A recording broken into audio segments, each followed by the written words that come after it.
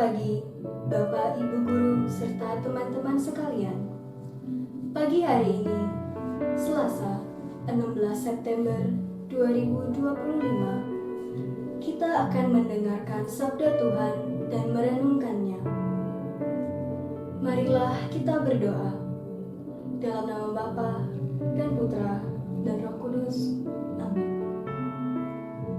Semoga Tuhan beserta kita sekarang dan selama-lamanya. Inilah Injil Yesus Kristus menurut Santo Lukas. Dimuliakanlah Tuhan.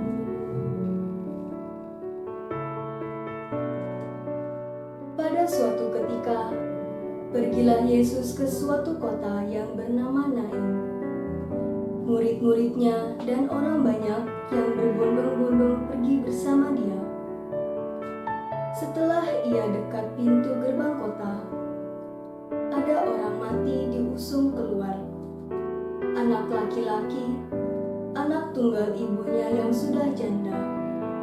Dan banyak orang dari kota itu menyertai janda itu.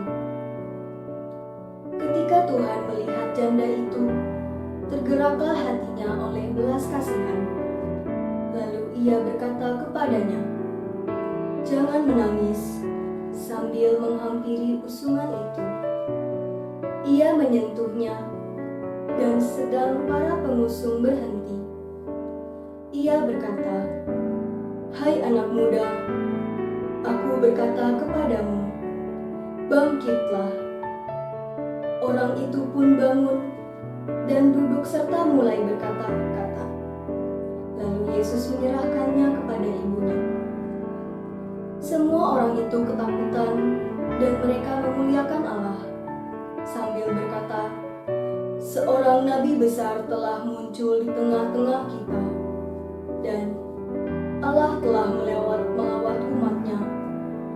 Lalu tersiarlah kabar tentang Yesus di seluruh tanah orang Yahudi dan di seluruh daerah sekitarnya. Demikianlah sabda Tuhan. Terpujilah Kristus. Bapak, Ibu, dan teman-teman, marilah kita merenungkan bacaan pada hari ini.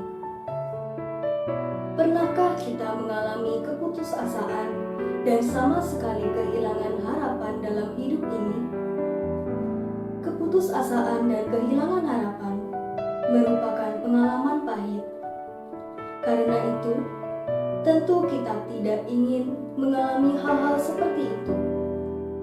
Sebaliknya, kita berharap bahwa ketika kita berada dalam situasi ini, ada yang menolong kita. Dalam Injil hari ini, Yesus menyampaikan kepada kita bahwa hanya Dialah yang dapat menolong kita dalam situasi seperti itu. Dia adalah pribadi yang mau datang dengan penuh kasih kepada orang yang mengalami keputusasaan, kesedihan, dan kehilangan harapan. Hati Yesus selalu tergerak oleh belas kasihan terhadap orang-orang yang menderita. Karena tergerak oleh belas kasihannya, ia menghidupkan kembali pemuda yang telah meninggal itu. Melalui sentuhan kasihnya, ia memberikan harapan kepada janda yang sedang berduka cita karena kematian putranya itu.